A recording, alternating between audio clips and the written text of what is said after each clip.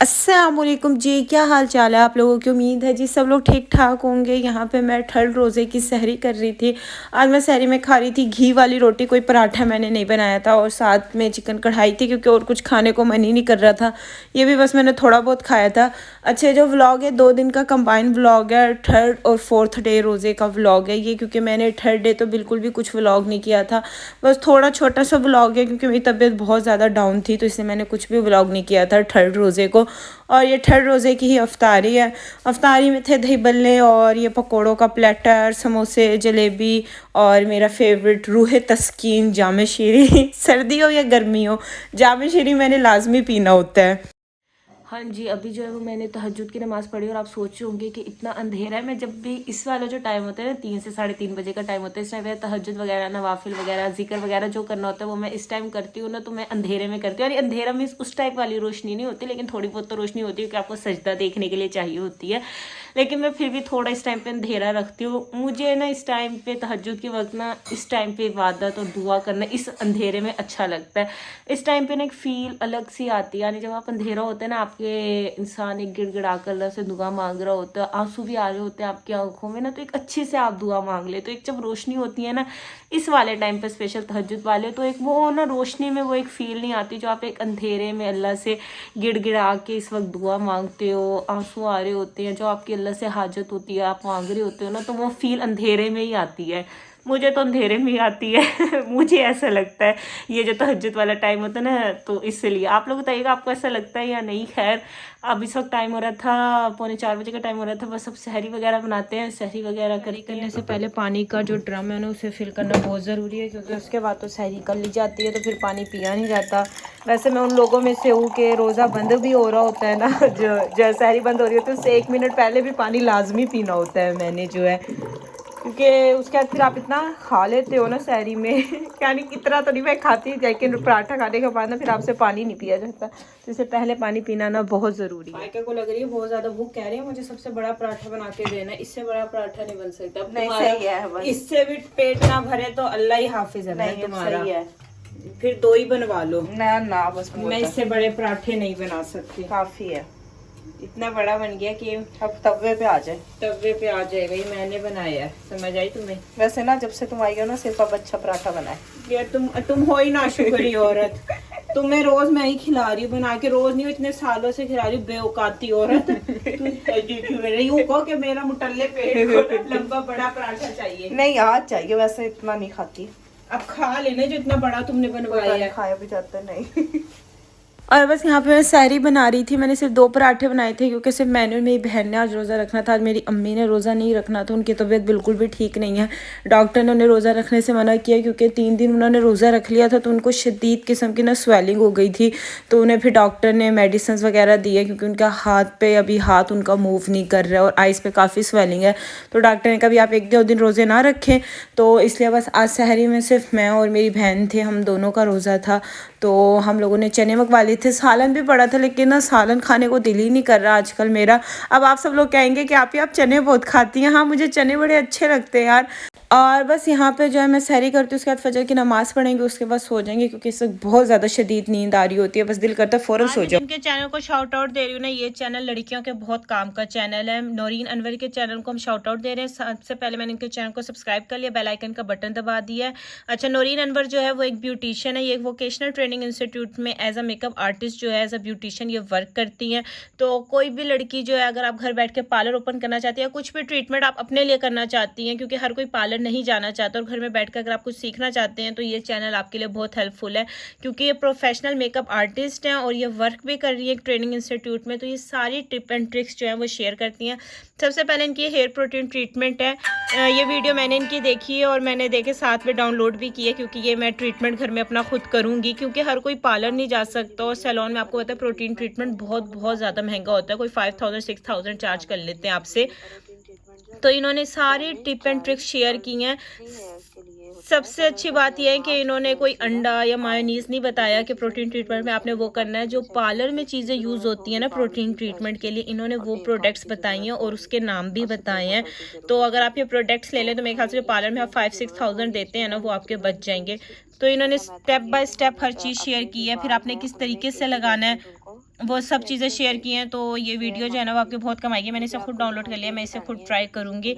इसके अलावा जो है कौन कौन सा मेकअप आपको यूज़ करना चाहिए, कहाँ पे आपको अफोर्डेबल मेकअप मिल सकता है, घर बैठ के आप अपना मेकअप खुद कैसे कर सकते हैं, वो सारी क्लासेस ये आपको देती हैं। कौन से प्रोडक्ट पार्लर में यूज़ होते हैं, तो ये चैनल आपके बहुत काम आएगा।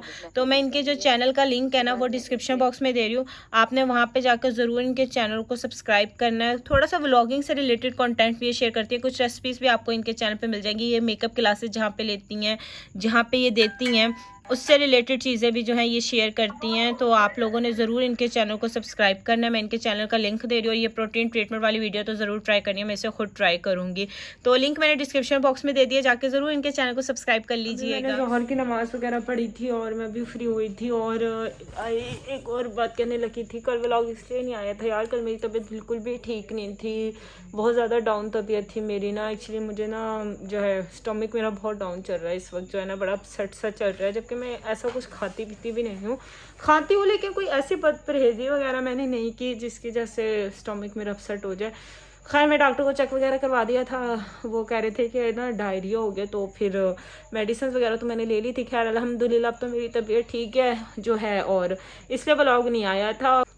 खैर जो है आप लोग बताएं यार, आप लोगों के रमज़ान कैसे गुजर रहे हैं, जो है कैसे चल रहे हैं, तबीयत वगैरह ठीक है। रोज़े तो बिल्कुल भी नहीं लगते हैं, लेकिन मौसम शायद चेंज हुआ है ना, तो बहुत से लोगों की तबीयत जो है ना वो काफ़ी डाउन डाउन चल रही है। आजकल मेरी आइज़ में इतनी इरिटेशन होने लग गई है, शायद मेरे ग्लासेस टूट गए हैं, क्योंकि मुझे ग्लासेस लगे हुए हैं। तो इतनी इरिटेशन होती है ना, बार बार ऐसी चुभन सी आंखों में होती रहती है। मैं मसल देती हूँ, और जब मैं मसल के हटती हूँ तो फिर आँख जो है ना वो स्वेल हो जाती है। अभी भी आपको ने थोड़ा सा नीचे ले रही है, स्वेल लग रहा होगा, पता नहीं क्यों हो गई है जो। खैर अच्छा, खैर मैं क्या कहने लगी थी, हाँ मुझसे अक्सर लोग पूछते हैं कि आप अपने ससुराल कब जाएंगी। यार मैंने ससुराल तो चले जाना था, मैं आई 15 डेज़ के लिए थी स्टे पर ना, क्योंकि मैं काफ़ी टाइम बाद आई थी, तो मेरा इरादा 15 डेज़ के बाद ही जाने का था, क्योंकि मैं वलीमे के बाद से नहीं आई थी जो है। तो फिर मैं 20 डेज़ बाद, अपने शादी के कोई 20 दिन बाद मैं मेके आई थी, तो मेरा इरादा था कि मैं 15 दिन रह कर ही जाऊँगी।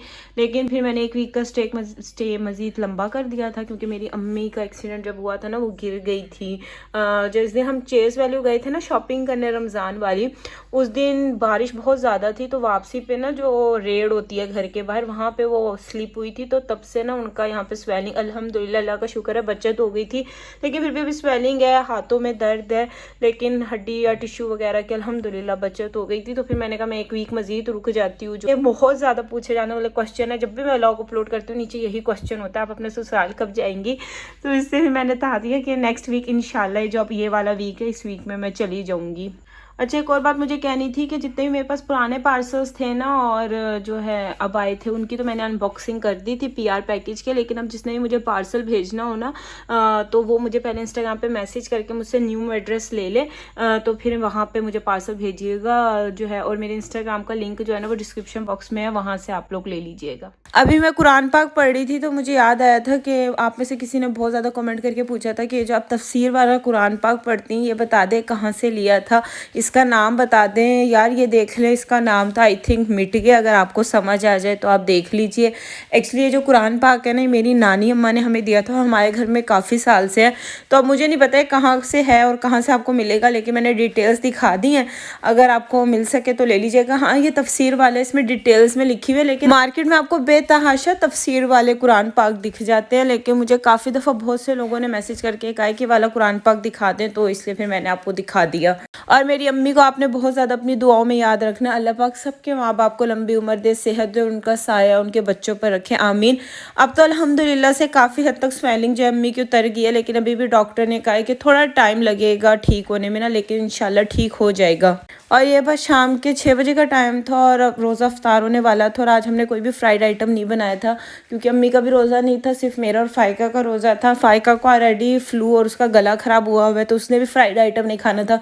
मुझे ऑलरेडी डॉक्टर ने मना किया, क्योंकि मुझे डायरिया हो गया है, तो इसलिए डॉक्टर ने कहा फ्राइड आइटम मत खाओ कुछ दिन जो है। तो इसलिए मैं भी कोई फ्राइड आइटम नहीं खाऊँगी। तो चने पड़े हुए थे, तो चने का मसाला बना के हमने चने वाली बिरयानी बना ली, क्योंकि चिकन खाने को भी दिल नहीं कर रहा था। तो बस आज इसलिए सिंपल सी अफ्तारी है। बहुत से लोग होते हैं जिनके घर में कोई भी फ्राइड आइटम नहीं बनता और डायरेक्ट खाने से अफ्तार की जाती है, लेकिन हमारे घर में फ्राइड आइटम बनता है। तो आज हमें जो अफ्तार है ना, वो बड़ी खाली खाली लग रही थी, क्योंकि वो एक इंसान को आदत हो जाती है ना, वो टेबल सजी हुई, पकौड़े होते हैं, फ्रूट चाट, दही बल्ले, वो रोज़ खाता है, तो इंसान को आदत हो जाती है। क्योंकि हमारे घर में काफ़ी सालों से जो है ना, हमेशा से ही अफ्तार बनती है और अफ्तार के बाद अगर कोई खाना खाना चाहे तो खा सकता है।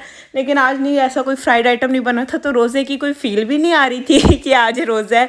लग ही नहीं रहा था कि घर में रमज़ान है। वो पकौड़ों की खुशबू आती है ना, वो थी नहीं। डायरेक्ट आज खब रोटी सालन कह रही हूँ, डायरेक्ट खाना खा लिया ना, तो आम दिन ही लग रहा था। लेकिन अभी भी बहुत से लोग हैं जिनके घर में फ्राइड आइटम नहीं बनते, वहाँ पे डायरेक्ट खाना खाया जाता है। हर घर का एक अपना रूल होता है।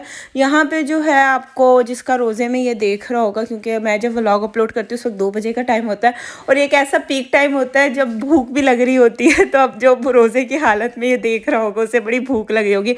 माज़रत के साथ आप इस पार्ट को स्किप कर दीजिएगा, ऐसा ना हो रोज़ा ख़राब हो जाए।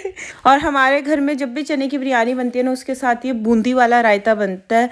बस यहाँ पे मेरी सिंपल सी अफ्तारी थी। जाम शीरी मेरा कांस्टेंट है, मैं 2 ही ड्रिंक पीती हूँ, तो जाम शीरी पीती हूँ या टैंक का जो लेमन पेपर फ्लेवर होता है ना, वो, बस इसके अलावा कुछ भी नहीं। आज मैंने बड़े टाइम बाद चने की बिरयानी खाई है, शायद मैंने शादी से भी पहले खाई थी, और मैंने काफ़ी टाइम बाद खाई है। खैर बस यहाँ पे रोज़ा अफ्तार कर लेते हैं।